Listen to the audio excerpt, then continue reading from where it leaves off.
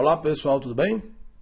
Pessoal, olha, aqui é o professor André Sandes e estou aqui para analisar, na verdade para comentar um pouco sobre os possíveis recursos em relação à prova do Banco Brasil, em relação a atendimento, técnico de vendas e cultura organizacional.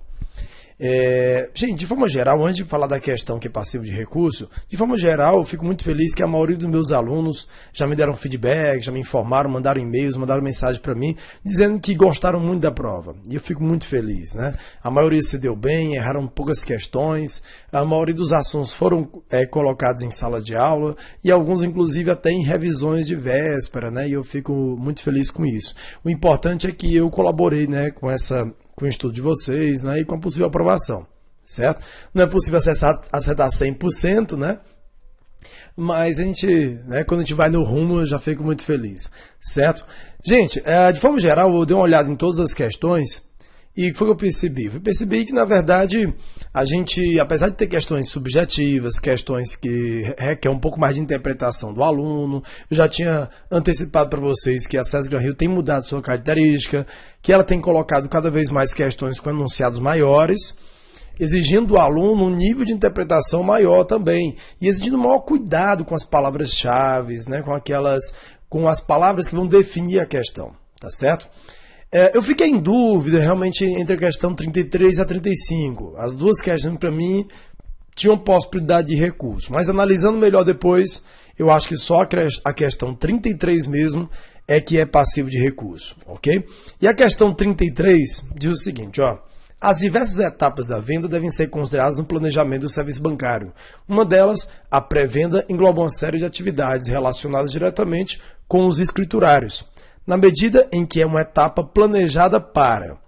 Veja que ele está falando da etapa de pré-venda, e ele está falando de uma atividade que é necessária na pré-venda. O gabarito oficial fala, a letra D, aumentar o conhecimento dos produtos comercializados. Está errado? Não, não está errado. Não está errado. A questão é que realmente na pré-venda a gente faz várias atividades além de aumentar o conhecimento dos produtos comercializados. Por que talvez a SESC-Gran-Rio analisou? Por que a questão seria somente a letra D para a SESC-Gran-Rio? Talvez a chave esteja no enunciado. Vamos ver o enunciado, O enunciado diz o seguinte, deixa eu voltar aqui. Isso, aqui, o enunciado aí, As atividades relacionadas diretamente com os escriturários. Então, veja que ele fala diretamente com os escriturários. Nesse caso, talvez a banca esteja dizendo que o escriturário ele não tem condição, ou ele não faz parte de suas atividades, pesquisar as necessidades e desejos dos correntistas, porque ele trabalha mais internamente, oferecendo os produtos e serviços para os clientes. Mas eu discordo disso. Eu discordo por quê? Porque, na verdade, mesmo sendo uma atividade interna do banco, mesmo sem poder ter essa atividade de ir externamente, pesquisar, a gente tem que lembrar que só o fato de conhecer o cliente, de ter acesso a esses clientes, de poder fazer uma prospecção e fazer uma pré-abordagem desses clientes, eu já posso com isso pesquisar suas necessidades e desejos, certo? Por exemplo, tem um ex-cliente, tem um cliente da minha agência e esse cliente pode voltar para fazer novos serviços. Então eu já conheço ele. Se eu já conheço, vou pesquisar suas necessidades e desejos.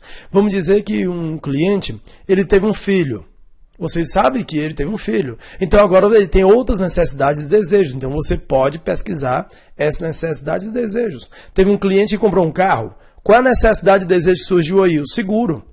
Entendeu? O cliente casou. Qual a necessidade e desejo que pode surgir aí? Comprar uma nova casa. Certo? Então é possível sim fazer essa pesquisa, necessidades e desejos.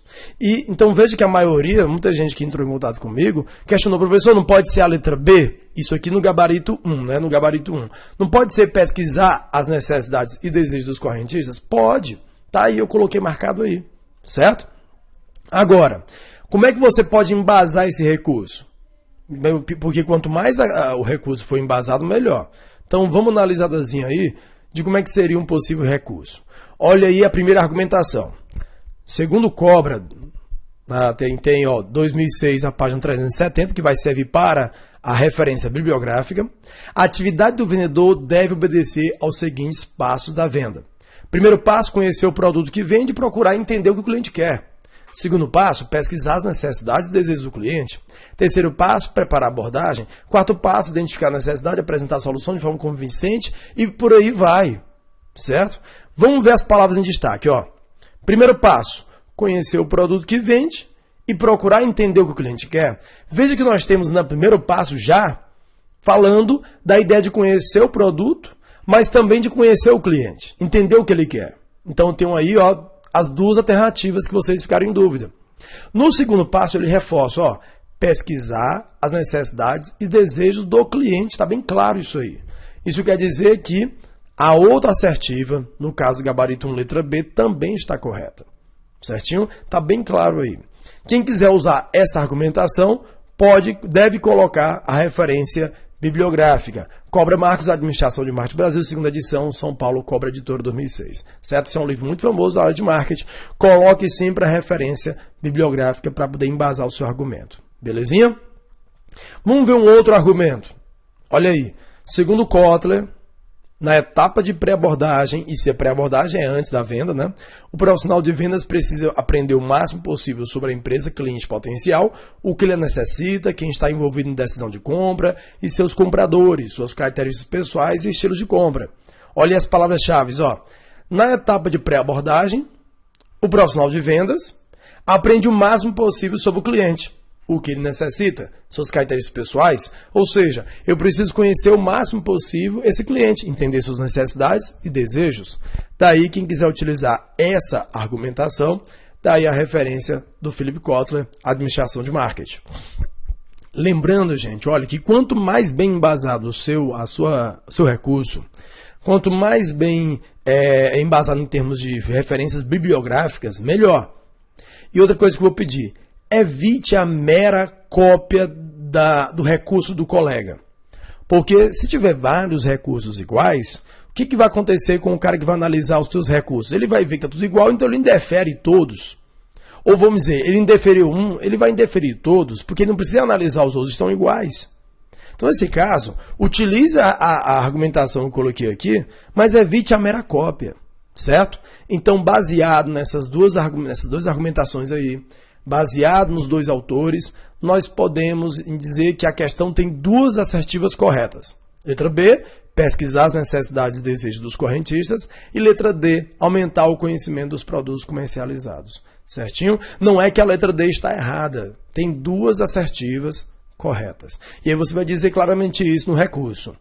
Que tem duas assertivas corretas e por isso ou você vai pedir anulação ou você vai pedir a consideração também da outra assertiva, do outro gabarito.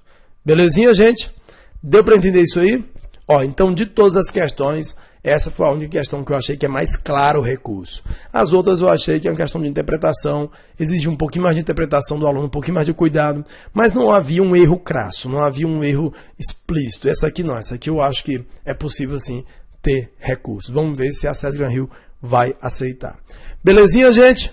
Bom, quero que vocês continuem estudando, continuem firmes, motivados e empolgados, tá bom? Quem se deu bem, continue estudando porque você não sabe o resultado. Quem se deu mal, não conseguiu fazer um bom desempenho, continue estudando do mesmo jeito, porque não adianta você ficar aí com sensação de derrotismo, aquele pessimismo. Eu sei que bate um desânimo mesmo, eu sei que muitas vezes você pode ficar pessimista, mas isso passa, Você tem que continuar firme porque esse tempo de preparação foi um aprendizado necessário para que você obtenha outras vitórias também importantes. Tudo bem, gente?